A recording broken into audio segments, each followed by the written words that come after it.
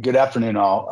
This program rules session is focused on describing the CNA operations rules work that we've been doing in the Strategic Planning Working Group.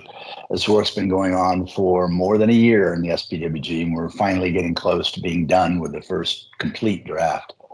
While this is a major rewrite that includes changes associated with the CVE program evolution, it also addresses changes that CVE services have sort of leveraged on us from how the 3.0 rules worked. Art Manion's actually the document editor, and he'll be describing the specifics of these changes. Art will also be describing the process we'll be using to assure the CNA community gets an opportunity to provide your input to the document prior to it going to the board to be fully approved. We need your input. We want to make sure that this works for you as well as for the program.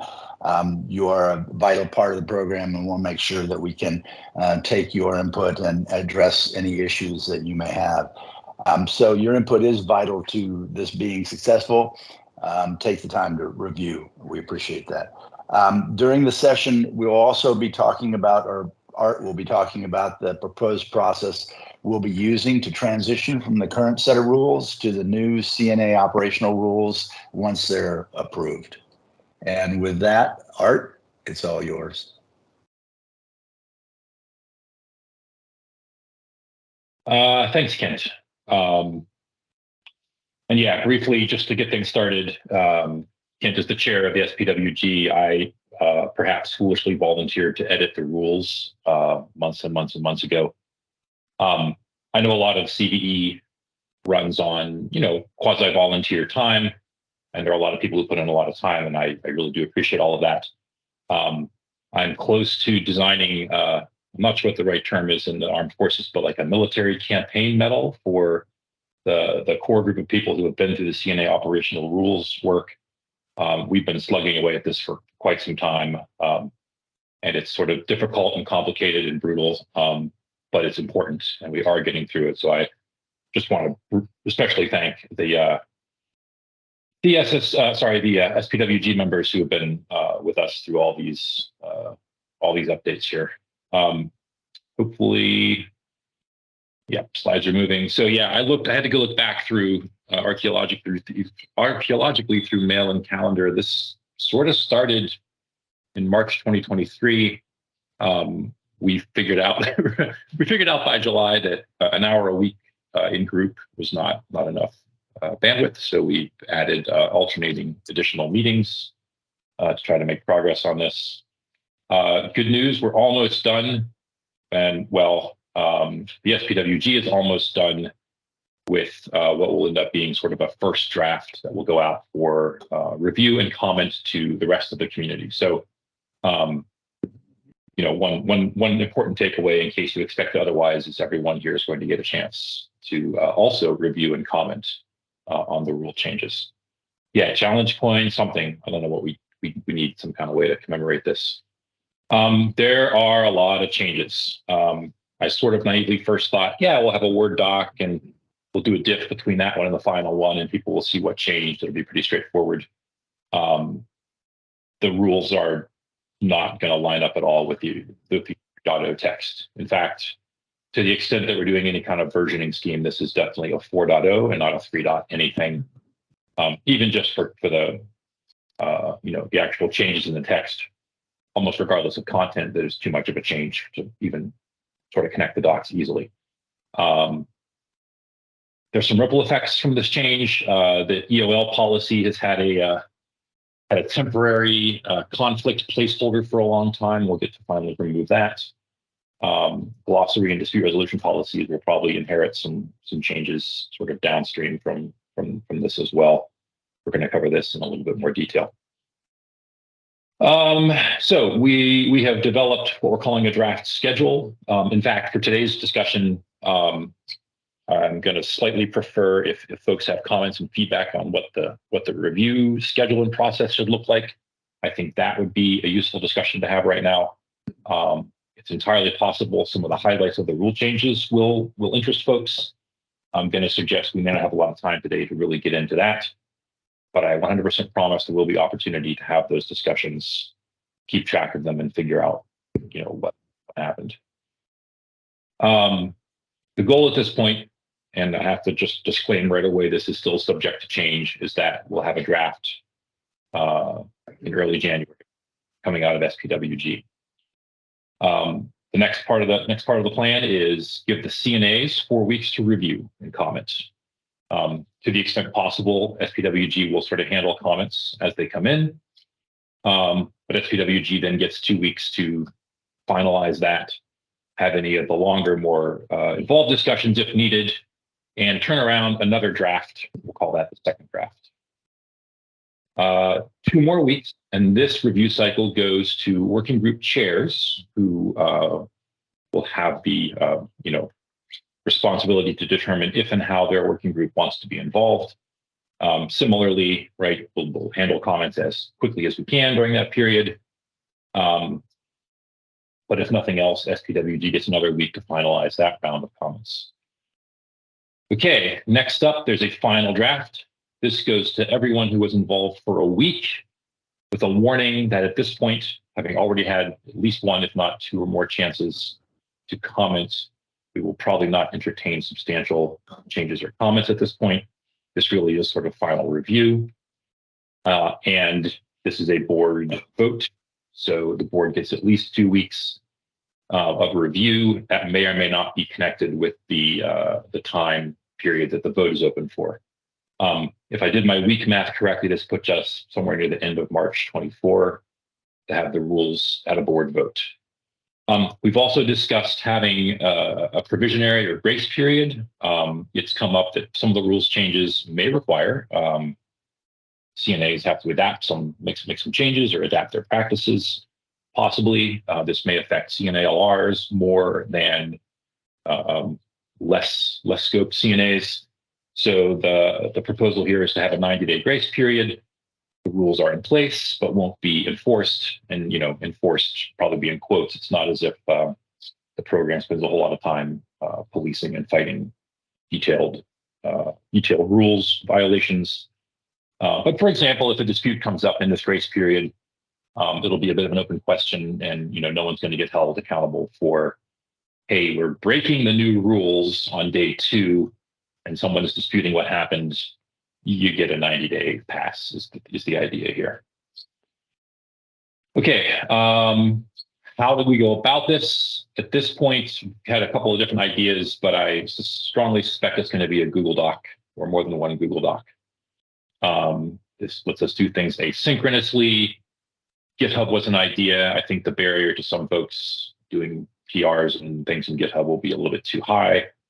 I know there are other document sharing technologies. I haven't seen any of them that sort of are as smooth as this. And we've already worked in Google Docs some, so expect a Google document with anyone with the link can, suggest changes. We'll try to figure out an email address or something also, with preference for Google Docs. As you might imagine, handling a bunch of comments via email will be, a little more work than just seeing track changes or comments in Google Docs. Not to be a jerk about this, but at this point in the process, right, it's cheap to throw in a comment saying, I don't like section 4, rewrite it. Well, guess what? Not going to do that.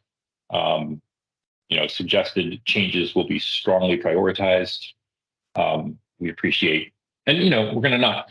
The idea here is not to put up barriers or turn people away. We're going to try to accommodate anything that comes in. But if it comes down to a volume or a time constraint, comments with suggestions will be prioritized. The idea for adjudication or handling comments is that the SPWG will, just accept things that are easy, small, obvious improvements. Changes that are not something contentious, editorial fixes, that sort of thing.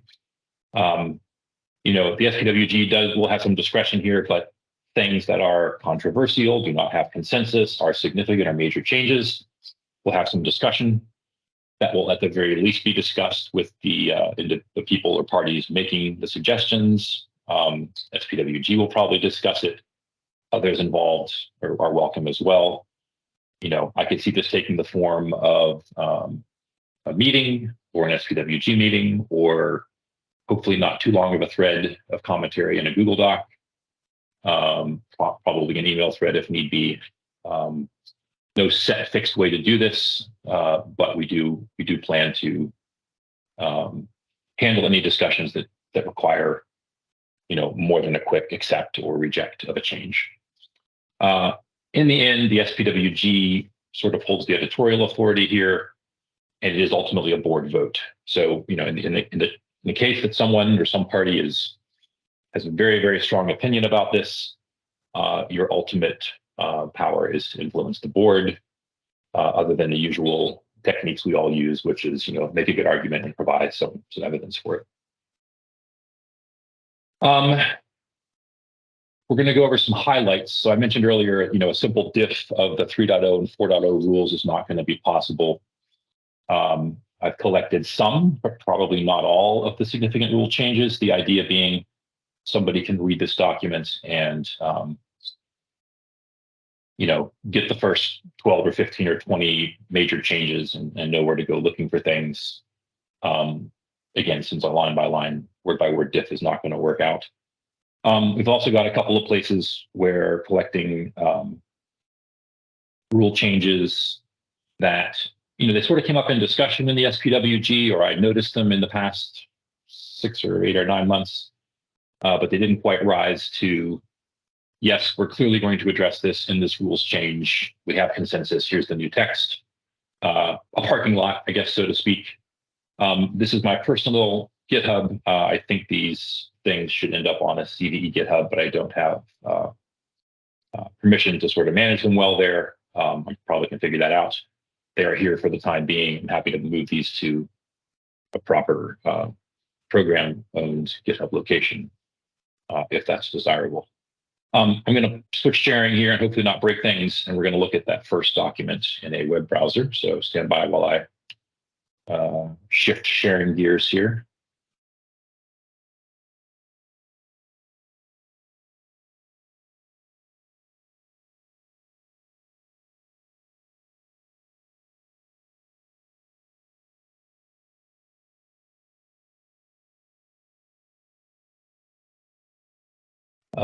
Can someone let me know if that is a legible font size and screen size? Yep, looks good. Okay. So, this is a simple markdown file with a couple of us sort of went through what we thought were big changes.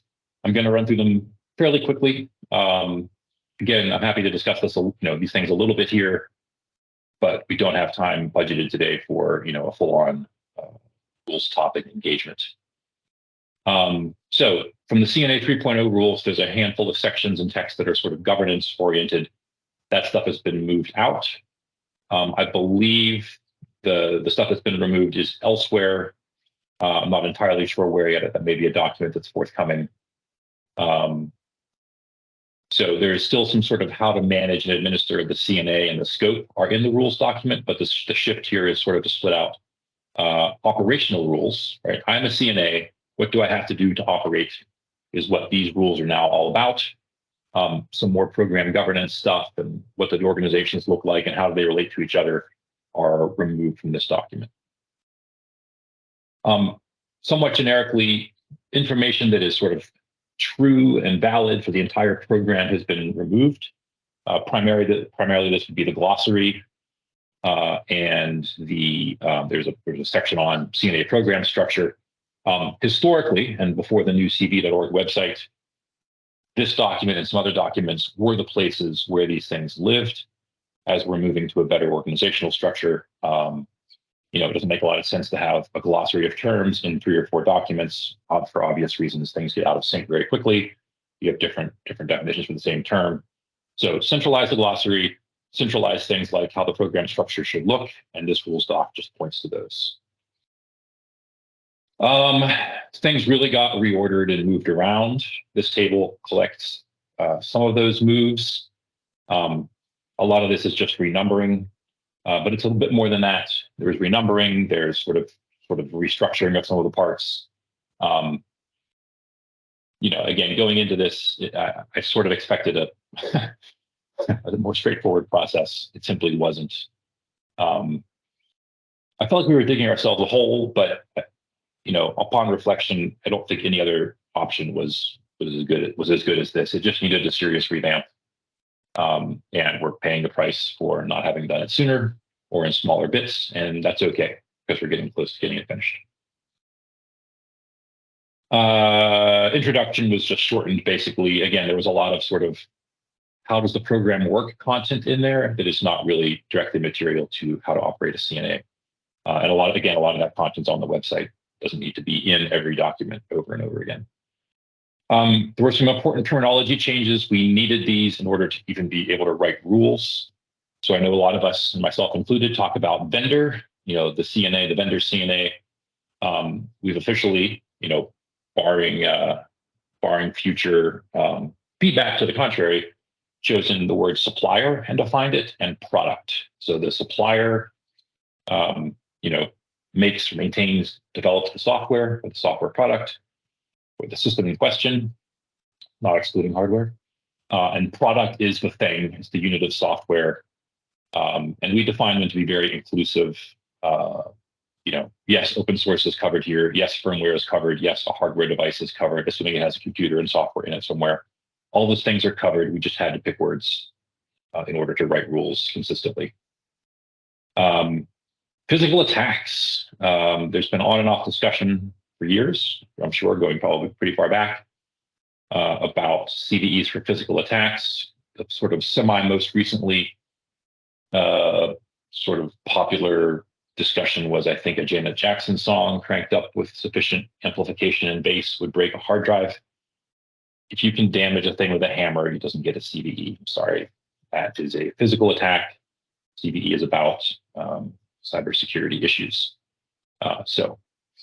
Malicious code. This is a sort of change. In fact, I think this is a change. So heads up on this one. We have historically issued a handful, maybe in the dozens or a little bit less than that, order of magnitude of right-left pad or NPM module got Trojaned or typo squatting or name squatting. This is something you feel strongly about. Heads up. The new rules, the new proposed rules say that to not get a CVE. The argument is that's malware. And I'll quickly say I wear two hats, right? I have an editor hat and a personal opinion hat. So personal opinion hat on this one. I very much appreciate that somebody needs to know that an upstream package got Trojaned. That's very important information in cybersecurity. It should have an identifier. I'm just arguing that it should not be a vulnerability identifier. Changes to the CNA. Oh, this section, so number 8 here is simply, how do we do rules updates? Got renumbered. Nothing super crazy there, although we're going to talk about future rules updates in the last slide.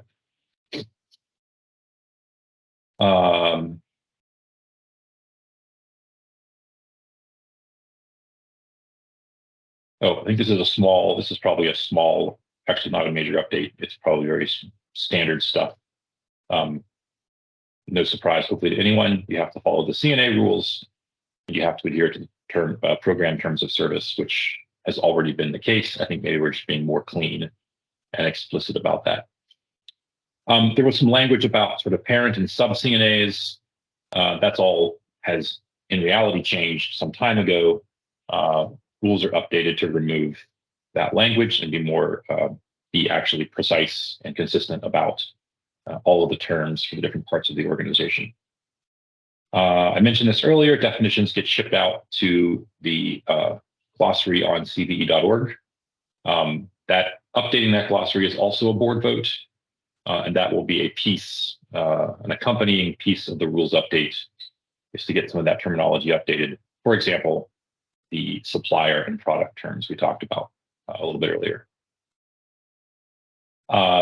Scope definition got moved around. And that's had a thorough scrubbing. I don't have in my head any sort of really major change to what we talked about in terms of scope.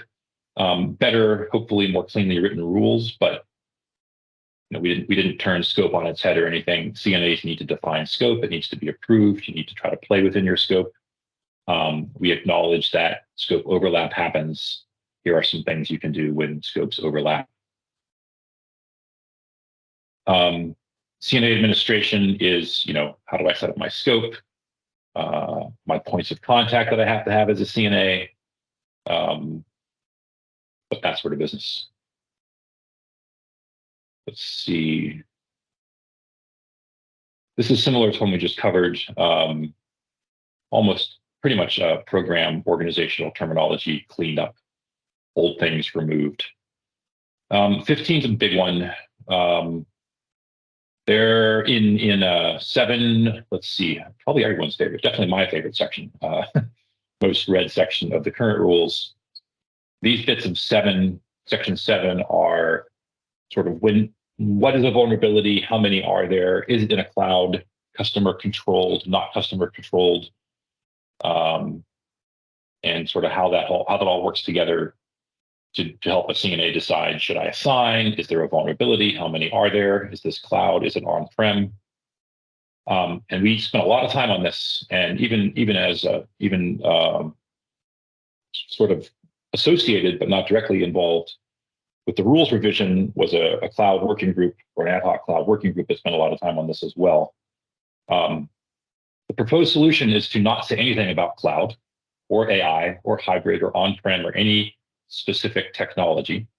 In fact, I'm pretty sure we have a rule that says you may not only consider the type of technology or how it's deployed as your grounds for deciding to assign or not assign.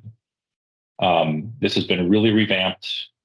The on-premise and customer controlled stuff has all been removed. It's all been replaced by a section. So the highlight here is it's a slightly artificial distinction, but it was been our best attempt so far at organizing this section. There is a section on vulnerability determination, and that is basically, is this a vulnerability or a physical attack or malware?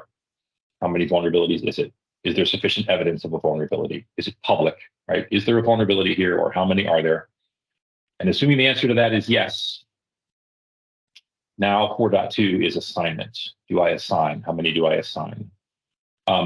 As many of you probably realize, this is probably the stickiest part of the rules.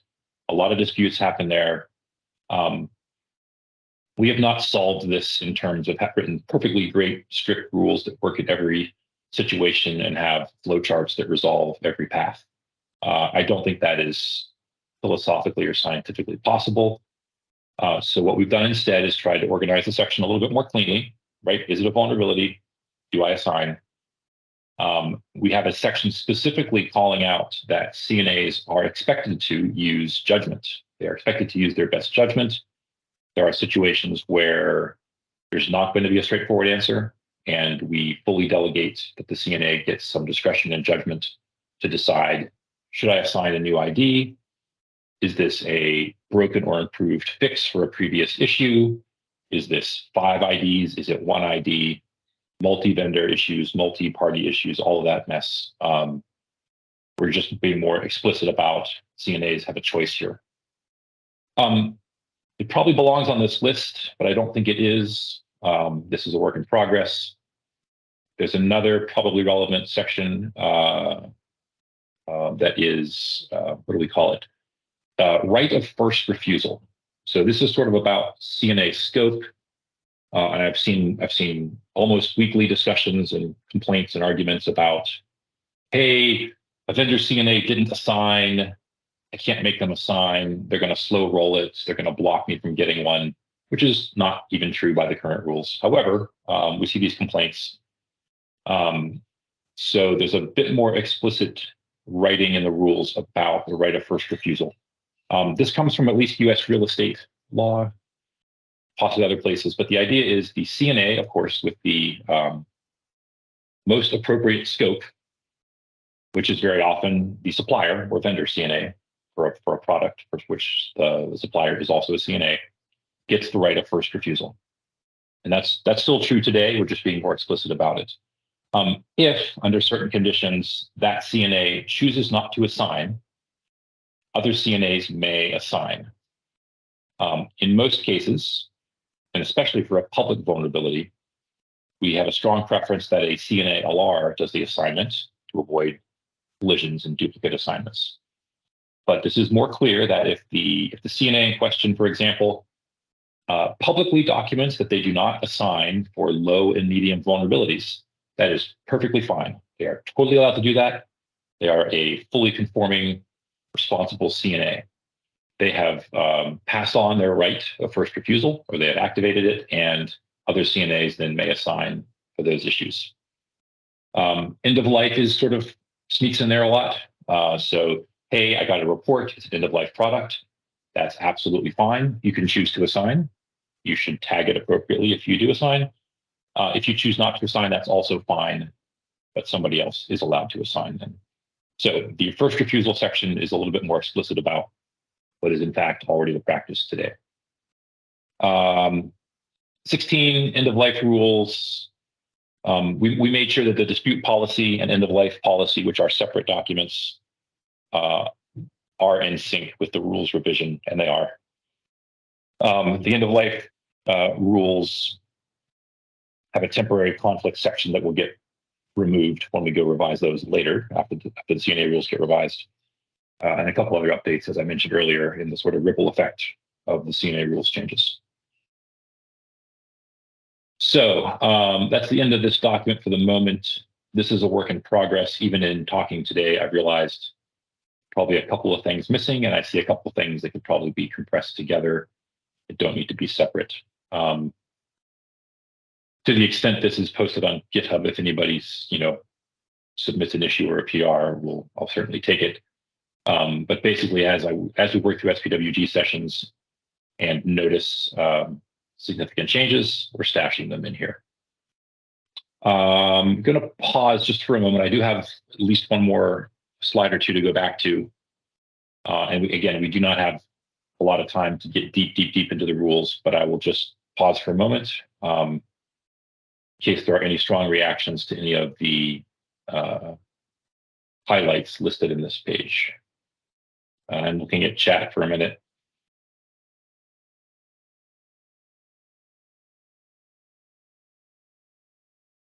Escalation. So Julia, yeah, the escalation is, I think most of what you asked about is what I'm calling right of first refusal. If the most appropriate CNA scope doesn't act within a timeout for a public issue, or says they're not going to assign, or says in advance they're not going to assign, the first thing that happens is that just allows other CNAs to assign. So a researcher CNA, a coordinator CNA, a CNA like Red Hat or GitHub who has a broader scope for other open source projects could step in. And of course, CNA LRs, including the main CNA LR, which is the MITRE operated one. There's not a current place to view the current rules, which I know sounds weird. I sort of apologize and bear with us. You will see that in January. And it's not like it's a secret. It's just, it's really a timing and managing comments issue. I would have no problem sort of putting out the document now, but if that generates a lot of discussion and response, we're simply not ready to handle those responses until we've got the document final. So apologies, it's not trying to keep a secret. It's just that we need to go through a process. There's a lot going on and a lot to manage. If you are, SPWG is handling this stuff. If you have access to SPWG, you're welcome to come there. But that's, just a procedural issue, not a wish to hide anything.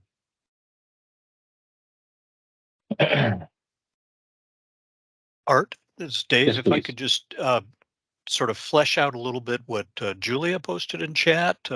Yes. What does the dispute escalation look like in the new rules? First, if it's actually a dispute about a record, the dispute policy so far is unchanged, right? This is the record dispute policy about whether a CVE record is either correct, complete, or does not exist yet, and maybe the CNA does not want to issue one. That still follows the same process. It all starts with the CNA, and Art, as you said, if If they say we don't do end of life or we don't cover something, great. Then it can go to a research CNA for perhaps assignment or escalate up to the next level. But if it's a dispute about a record that exists already, that still starts with the assigner CNA. The discussion starts there. Hopefully they resolve it there, and then it goes up the chain one step at a time. Is that right? Do you see anything differing than that in the new rules? No, nothing. There's no substantial change to that process. Again, there's a little bit. I think the net result, again, proposed so far is to be a little more explicit and careful about describing all of that. If anything, the right of first refusal section is, I think, maybe designed to let things be a little bit more distributed. So if something's already out or not out, can always today follow dispute policy, right?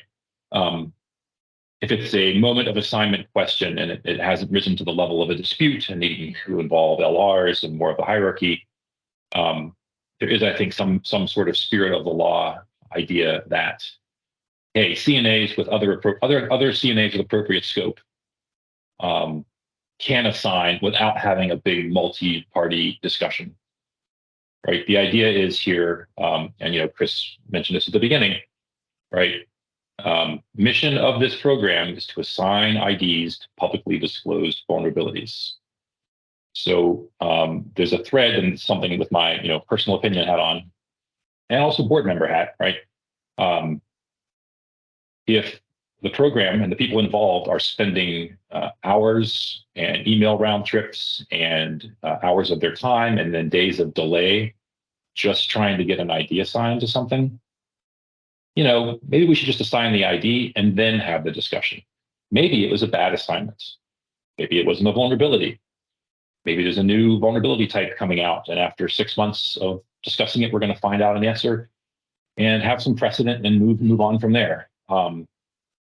But if everyone, I'm sure a lot of folks on this call and this event have spent a deal of time and money trying to figure out how many IDs to assign, or if they should or shouldn't, or having a discussion with someone about it. There's a point at which it's cheaper to assign the ID and move on with your lives. So no fundamental changes, Dave, but probably being more explicit and probably a nod towards letting CNAs in a more distributed way work things out and get things assigned, again, without having to invoke a case with the Supreme Court of dispute resolution. Excellent. We're all about scalability. Thank you. Yes, sure. And just quickly, since I have grabbed it while we were waiting, the EOL policy. So the rules revision will have some ripple effect on the dispute policy. I don't think there's anything substantial in here. We looked carefully to make sure we weren't creating a conflict in either direction. Mostly, I think there's some terminology changes, possibly things like vendor, supplier, product, council of roots, and terms like that. So probably very minor edits to this.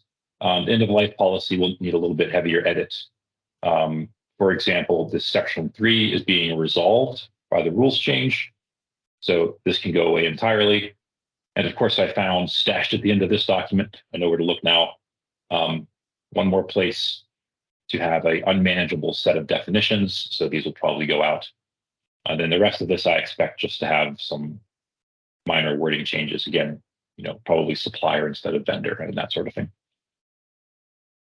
One more bit of GitHub, and I'm doing this just because I own this particular, it's my personal area and I can control it. I'm happy to collect more things here. Again, I mentioned earlier, I've been collecting sort of issues that have come up about the rules, whether or not they get handled in this revision or not. This is my sort of personal parking lot, but it's public and I'm happy to share it with everyone. I'm also happy if it ends up in a CVE proper GitHub repo that I have sufficient management privileges over. And a couple of things with EOL rules. These are just issues to remember to go back and remove the inconsistency and remove and integrate the definitions. All right, I'm switching back to PowerPoint. 1:15. Am I good on time? Or are we out of time already? Sorry. Dave, can you time check me, please? Man, you caught me. I had to get all the way back to my Sorry, mute sorry, button. sorry. Yeah, 3:15. So, Oh, wow. yeah. Okay. Sorry, we're in great shape then. Hang on here. Yep. I will move slowly and attempt not to share my entire desktop.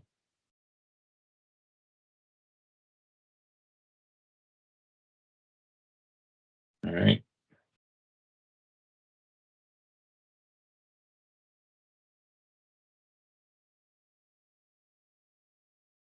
All right, we talked about this. Okay. So, a lot of effort and a lot of this section is focused on the current, 4.0 CNA operational rule changes. I fully expect we will learn from this process, but the process I outlined in the slides is primarily meant, at least initially meant to be just for this one change. There's a bigger conversation about how about the next change and the one after that and the one after that. So everyone we've talked to, unsurprisingly, is interested in a more standard process by which to make changes to the rules documents. I should have put draft on this slide, but what we've been discussing in SPWG so far, and I guess I'll call it a draft proposal at this point, is put stuff in Markdown in GitHub. It's going to take some copying and pasting and editing tricks, but this gets us all of the things that, of course, GitHub gives us, right? Issues and discussions, things are public and transparent. Somebody wanted to change a rule. There's a pull request. It got discussed. It got accepted. There were 9 changes to end of life rules dot markdown, and they got approved and voted in, and that got released. And now there's a new version of the markdown file. All the good stuff you get from, again, just the way GitHub works, and Git for that matter. Revision control, right? All that stuff. Of course, you can transform this into, if it's going to be live on CVE.org as a web page, or cut a PDF from it. That's all possible. But this is the idea, and treat the various program-wide rules policy documents as text source code, basically. Easy for me to say I use GitHub enough that this is comfortable for me. I do appreciate that not everyone may have a GitHub account or want to bother making comments or things. We need to give a little more thought to accommodating folks who do not want to mess around with Git or GitHub. Again, this is not meant to be a barrier, and we're certainly open to other ideas.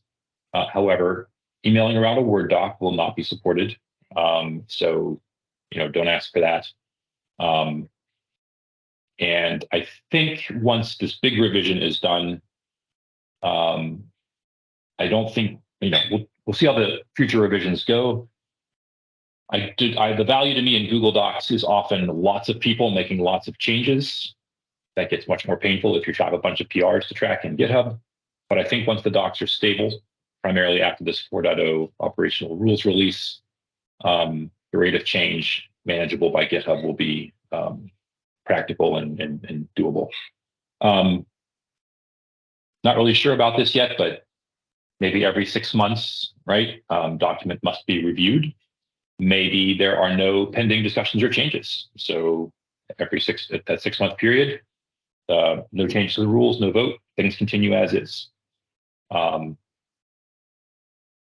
are at least 3 or 4 documents I can think of. It might sort of suck if they were all revised in the same schedule. It create a bunch of work for us all at once, so we might want to stagger them. Perfectly fine to make no changes. If something comes up and there's an urgent need to make an out-of-cycle change to a CNA rules document, fine. We're writing our own rules, so we could do that if we need to. But again, tracking this all and having a transparent public way to do it. Art filed an issue asking for a change. There was a bunch of discussion, and the consensus was no, Art, we're not going to do that. And the board voted not to. It's all documented there. Nobody has to go dig back through email and figure out why we had that discussion and what the result was. All documented out there in the public. And Art, yes, please. Go ahead. sort of note, prior to the March 2023, when you became the editor, we've been working on this for 6 to 7 months before that. All right. There's actually been quite a bit of work. This was extremely painful. And when I say painful, I mean time-wise, from the standpoint of, really having some very intense conversations about certain aspects of it. In certain areas, we had consensus almost immediately. In other places, we did not. And everybody's trying to do the right thing, so to speak, and getting those pieces understood from the conversations. So this is not something we wish to do again, from the standpoint of starting from scratch and creating a major version release of the rules. We're hoping that with the incorporation of CVE services, this actually, and some of the consistent language that we've discussed, that this will be a foundation for us going forward across the program in a few different other documents as well. So from that perspective, this has been very, very useful. I think the pain was worthwhile, but we're going to have a lighter weight review process as well as a lighter weight mechanism for folks to request changes, because we fully understand operational issues are going to come into play, and things aren't going to be as perfect as we would like them to be right out of the box. So there will be changes, but there'll be more very, very focused changes as opposed to let's start from scratch in a white sheet of paper.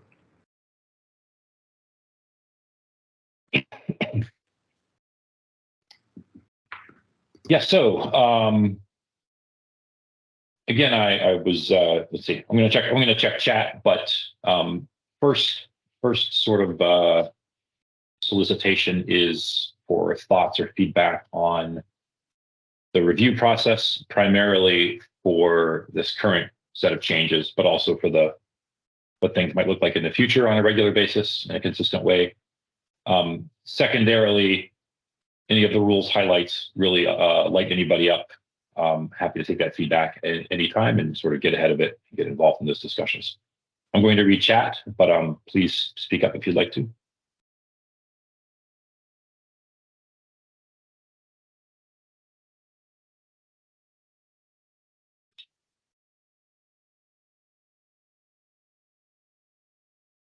Okay, so I'm getting back. I'm scrolling back through chat. I'll try to go through things in here. So George, current state, there's, please stand by.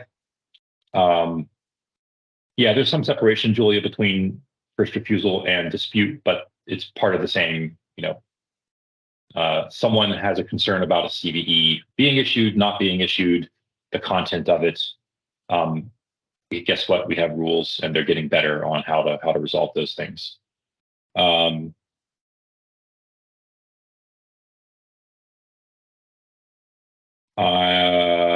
I'm looking at the cloud discussion here. CD program has and does assign IDs for cloud services.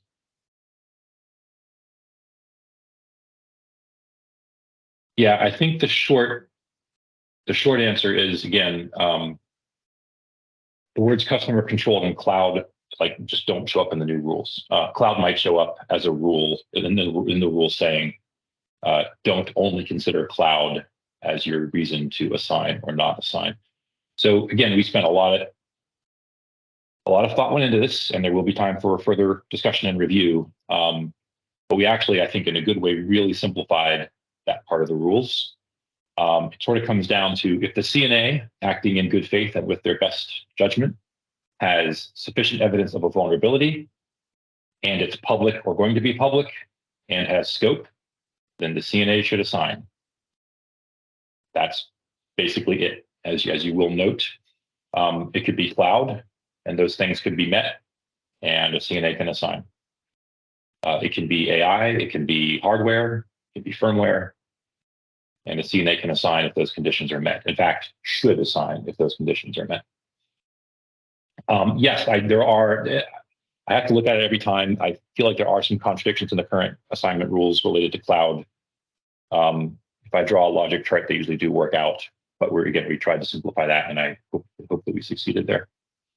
CNA to move, you can ask for a CNA, you can ask for an ID to be reassigned. I'm pretty sure that's possible today. I will let someone else chime in on that. This is Reed's question in chat. Yes, a CVE Yeah, ID thanks, Dave. can be transferred. Okay. Yeah, so George, to your question, the answer in January is most likely going to be a Google Doc. If for no other reason, I cannot think of any other better functional way to handle the expected amount of discussion that's going to happen. Yes, so Julia, actually, this is a good question, Julia. Does one code change equal one CVE? No, qualified no. This is one of the very hard questions. I mean, this sort of immediately can get into a philosophical discussion about what is a vulnerability. There is some language in the current rules, and it's staying in the proposed updated rules about independently fixable. So the starting point of the guidance remains that if you have independently fixable vulnerabilities, that is 2 vulnerabilities or more. You should, leaving room to not, but you should assign different CVEs to different independently fixable vulnerabilities. Yes, computers work on code, so a lot of this comes down to a code change, but it's not always that straightforward. It's not always this code change equals a CVE. And we also just recently dealt with a very classic issue of, right, new variant of a vulnerability, or was that an incomplete fix, or a new attack vector was found for an old vulnerability, or a fix was improved for an old vulnerability. Do those get new CVE IDs? Do they have to refer to the old one? Is it the same vulnerability?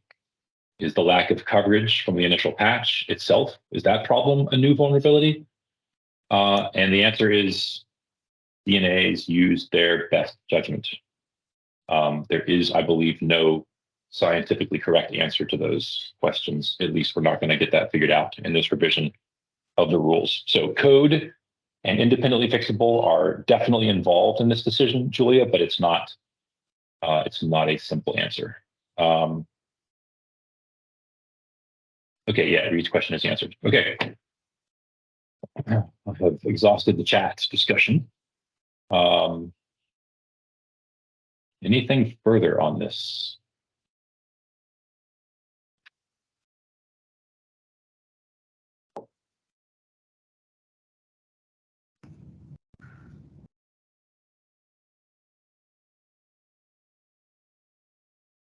Well, I don't see anything in chat. I don't think I see hands raised. I'm not hearing stuff. I hope I didn't really scare anyone into not speaking up when I said I didn't want to talk about the rules too much. We do have some time. Happy to do so, to the limit of our time at least. But I'm also happy to not waste everyone's time, and we can just jump ahead. I see a hand. Yes, Katie. Physical security things that are not physical security things does not equal CVEs. Yes. The notebook exception is in the rule. That's what I'm getting at. Yes. Yeah. So I when I discussed it briefly just now, Katie, I didn't really go into sufficient depth, right? So one of the physical issues is I walk up and steal your laptop or smash it with a brick or a Janet Jackson song. Not a lot of controversy there. That's not a CVE. Right. The next layer. Go ahead, Jeff. No, go ahead. Yep. Next layer down, as best I can recall, is if the system, and I use my mobile phone as an example, or a system with secure boot, right? If the system actually has features and mechanisms to enforce security, perhaps physical security, right? My phone is supposed to wipe itself after 5 failed logins, or secure boot is supposed to actually, secure everything. If those can be bypassed, and that product or device or thing in question specifically has security mechanisms about that thing, that's a CVE. If the thing is absolutely no defenses whatsoever, I take it apart with a screwdriver, attach wires to shave off a chip, attach leads, have a microscope out, and can monitor side channels. That's not a CVE. Nothing defeats physical access to things. Again, the sort of middle ground is I've got a what's the crypto thing called? An HSM, right? I have something with fuses, or it's specifically advertised to defend against tampering or physical attack, and there's a cyber-related problem with that physical defense. Yeah, now we're in CVE land. If I just totally access the thing and get down to the lowest levels of the electrons with physical gear, there's no cyber defense against that. That is not a CVE-able condition. Right. So if I break into a server room Yep. and Yep. I take apart a server and I insert something in the middle, and then I'm able to siphon off whatever, does not equal CVE. That is the proposed rule. Yes, that's Bridge too far. Bridge too far, right? See, like Trojan NPM modules, right? Definitely a security issue. You definitely want to know if your hardware was tampered with. You want to know if somebody broke into your server room and got inside a thing and added a special device to a motherboard, or added a USB or FireWire or something. The software could not have protected you against that. It didn't even claim to protect you against that. You can't have a CVE for that. Is the idea. Right. If I have to take apart the box and Secure Boot can be disabled through a physical access, then not a CVE. Yeah, I mean, we might be touching into a discretionary area. For example, I physically need the phone, but I connect the debug cable and I run a little bypass the exploity thing. Maybe that's a CVE, but purely physical is grounds for no CVE. Perfect. Okay. Thank you. Yes, and yes, yeah, roger that. Okay. For some of these gray areas, is this one of those things where if there's a doubt, issue the CVE? Is there guidance around that? There is. Funny you should mention that. So there is guidance in that direction, and it, again, out of memory, although we just did this yesterday, so it's pretty fresh. It goes something like this. There is probably a should rule that says something like, if a CNA using judgment and good faith is in a debate, in a discussion, either internally or with others, about should we assign or not. And we don't quite say if it costs more than $3,000 of your time, but right, the idea of that rule is if you're discussing it in good faith and can't really decide, err on the side of assigning. Because whatever the vulnerability-like thing is, we have to talk about it. We need a handle on it. We need an ID for it. So we might decide that the CVE for that turns out not to have been a CVE-worthy vulnerability after talking about it for 6 weeks, but we can't even talk about the thing without the ID. So if you're not sure, there is an error on the side of assignment bit of text. It's in spread across one or two rules. We also have, there's another recommendation, a should, that is, if you're a CNA and you're having trouble figuring out one of these complicated gray areas, hey, talk to some other people, talk to your peers, talk to other CNAs, ask your hierarchy, ask an LR, talk to the people involved in the vulnerability case if there is one. So, ask other people, and just, when the cost equation shifts to you're now burning money for no good reason, sign the ID and see what happens.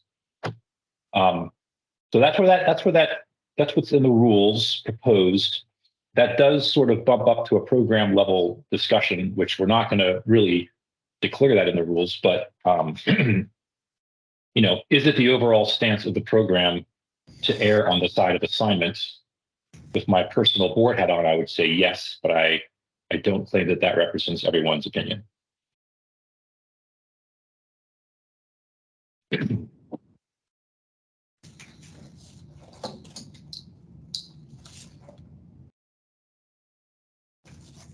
Yes, Andre, please. Yeah, a short question regarding the maintainers in the open source space. Is there any official recommendations for requesting CVE IDs? Which CNA should they contact? Yeah, I don't think in the rules document itself there's anything special about open source. In practice, and I don't know if maybe this belongs in the rules or maybe it's handled elsewhere. The practical guidance, and again, I'm not entirely sure this is written down, would be there are a handful of CNAs. Red Hat and GitHub come to mind quickly, but there are others, CISA as well, and the CNALR, where a maintainer can choose to become a CNA if they want to. There's some cost to that, but then the maintainer has the ability to assign their own IDs and sort of control what goes in them and when they come out. But there are other CNAs that offer CVE assignment services more or less to open source projects, especially those that might be smaller or have a lower rate and don't want to go all the way to becoming a CNA. My instant reaction is I don't think that belongs written into the rules doc, but it probably belongs somewhere. And if you want a short-term answer, Red Hat, GitHub, CISA, and the MITRE CNALR are all good options. But aren't they limited only for the software that they provide? Namely, for example, for GitHub, only the projects which are hosted on GitHub, or Red Hat, let's say, only the projects which are offered by Red Hat as a package? Without looking at their scopes, I think you might be right. But I would also suggest that probably covers a lot of ground. And if something is not hosted on GitHub and not used by Red Hat, the ultimate answer would always be a CNALR. But there are coordinator and research and CNAs like CISA and MITRE, the CNALR, who can accommodate those types of scopes. I don't want to talk for Red Hat per se, but I remember at the last summit that Pete Alor from Red Hat said that if there was issues that you could come to Red Hat regardless, and they would help make that happen.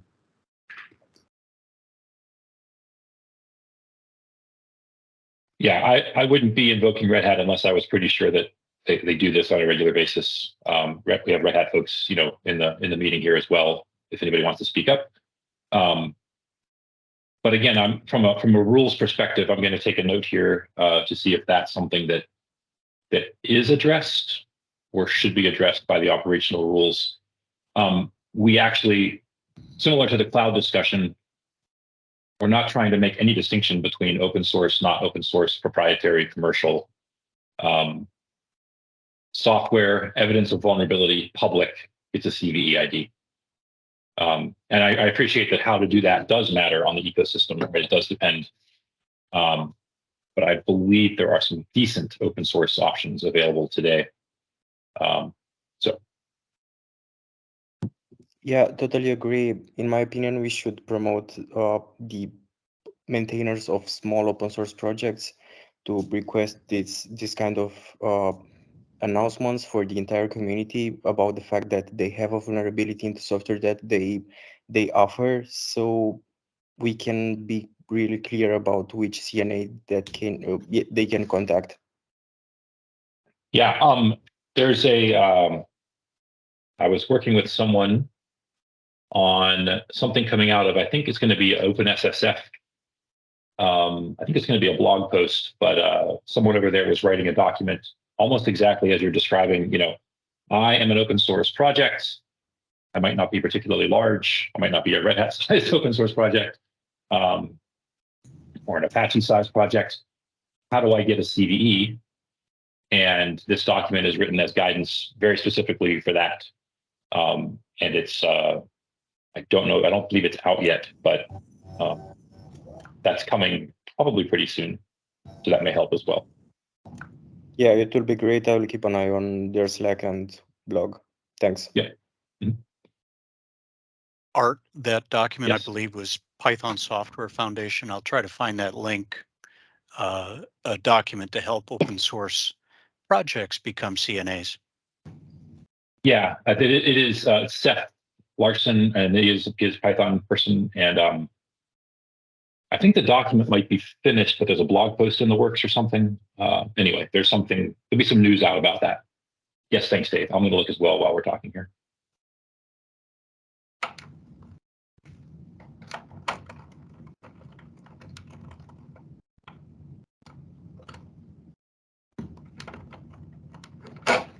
Ooh, I found it. Coming in chat here. Hang on. And Andre, you have your hand up. Did you get a chance to talk? Yeah, sorry, Okay. it remained. Okay, good, good. Yeah, and just to catch up, yeah, thanks, Dave. That's the link. And Martin from Red Hat has, I think, agreed with our claims that Red Hat will help. So thank you, Red Hat, again.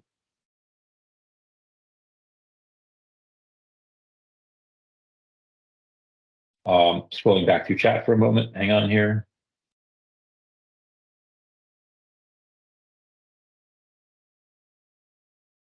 Yeah, fixed bypass is just tricky. And the answer is indeed, the short version of the answer is the CNA should try to use good judgment. We could not find a way to make a distinction between when you should or should not assign a new ID or stick with the old one. There's some guidance, but it's not must, and it's not a perfect flowchart. Megazone's comment about Oh, having yeah. their scope stepped on is excellent, and that points to a long-term goal of how do we automate scopes so that or make them machine readable so that a product list for some CNA's scope coverage is consumable and automatable.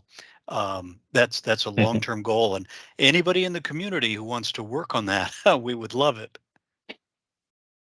Sounds like a secretariat project. Oh, Sure. that came up a moment earlier, and I threw something in the chat, but I think it was Chris Coffin was talking about the QWG updates, and there was the very valid idea, right, of having UUIDs for products so we can repeatably talk about products. Personal hat on, but I'm pretty convinced that is pretty much a global SBOM inventory supply chain class of problem. And anything short of that will just create one more pile of identifiers that will be an island of identifiers. So I don't mean to throw shade on that idea, but it is nothing less simple than almost having functional global software identification, in my opinion. The return of SWID tags. No, absolutely, yeah. Or CPE, or any of you take your choice of a dozen identifiers. Yep. Yep. In the near term, looking at it from the opposite end, the concept of CVD or coordinated vuln disclosure, when any project, whether they're a CNA or not, if they have a disclosure policy posted so the world can see it, and they say in there, hey, we're part of F5 or something. If a project or product says on their website somewhere who to go to report vulnerabilities, that would really help prevent stepping on scope. Yeah, scope. And Dave, I totally understood. Automating scope would be great. I don't disagree with that being an idea and something we'd like to do. I do think distinguishing based on product will be a little bit tricky, but we already do a pretty good job. I mean, it's pretty straightforward. If the supplier, right, I've got a bug in a Red Hat thing, or a Microsoft thing, or a Google thing, or an Apple thing, I think an Apple thing, I know where to go. So some of that scope is that part of the scope is pretty straightforward. We acknowledge in the rules, and I think in practice, that scope is not perfect. So one alternative answer to having perfect scopes, so to speak, is when there are scope collisions or overlaps, how do you handle those? And one of the very generic answers, but it's still pretty valid, is as a responsible participating CNA, you need to be aware of these things. And if you see one coming or bump into one, the first step would be try to just figure it out yourself with the other CNA and whoever else is involved in the normal distributed fashion. And if it's a serious problem, you escalate up your hierarchy to get it answered.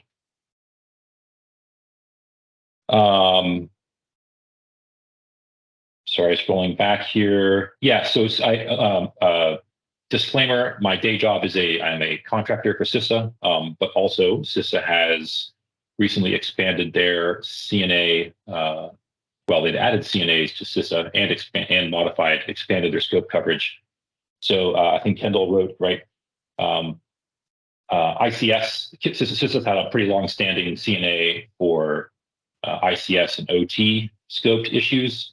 CISA has recently had a scope increase and can cover a lot of ground with things that affect the government or things that CISA is researching. So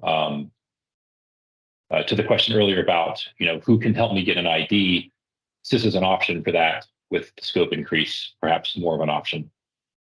Let's see here, Megazone. Yes, thank you, Madison and Dave. I think posted it. That's the how to becoming a CNA is an open source project, and that is about how to become a CNA. But it gives you options for also not becoming a CNA and what else you could do there.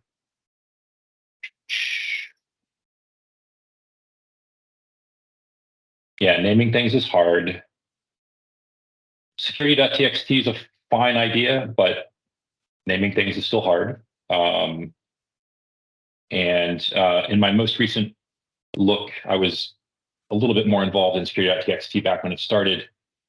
One remaining issue, which is not its fault, it's just how things work, right, is I already knew to go to a website and look in well-known, /security.txt. So that's pretty straightforward. If I found a web vulnerability on that website and was able to resolve the security.txt file, and where do I go on a supplier's large website to find the right location for that, for the product reporting? Again, it could be, right, example.com/well-known/security.txt, which would be great, but there's a little bit different problem when you're trying to resolve the product or the component to the vendor or the supplier or the part of the vendor or supplier. Yes, as the comment is saying in chat there. I'm going to make this a new way to do talks. I'll just read the chat out loud to people. We can discuss it as it goes. All right.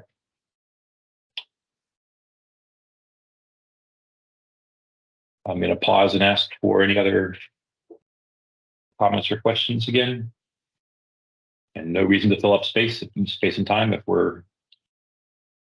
we are collectively finished, we can happy to move on. I just wanted to say thank you. You've doing fantastic work, taking part in these SPWG these meetings, herding the cats to get this done. It's been very hard work, I know. Nope. Yeah, appreciate it. Luckily, there's like a fairly small group of pretty smart cats, so it's not been hurting the cats so much as, my goodness, wrestling with the philosophical gray areas and trying to write rules that are effective. But I am very happy with the work and the progress, even though it's taken a long time. These are going to be the best rules yet, promise. Art and Kent, thank you very much. Kent, did you have any closing remarks about SPWG operation or the near future? No, I just want to say if you're a CNA, this is a closed working group because it's pre-decisional kind of discussions that get rather interesting at times, as Art has mentioned. If you're a CNA and would like to participate in helping to craft these and craft other major directional documents for the program, we welcome you as SPWG. Please ask the secretary if they can get you signed up and in place. But I want to sort of echo what's been said by Megazone. I do appreciate what Art has done. He took a major set of work off my plate at a time when I desperately was struggling to try to figure out how to get to consensus. And Art has successfully done that many times before and knows how to get people thinking in the right direction. And I wouldn't have thought of that. So I too would like to thank Art for taking on the outrageous amount of work that he has in making this happen. And with that, if you have questions, please contact the Secretariat.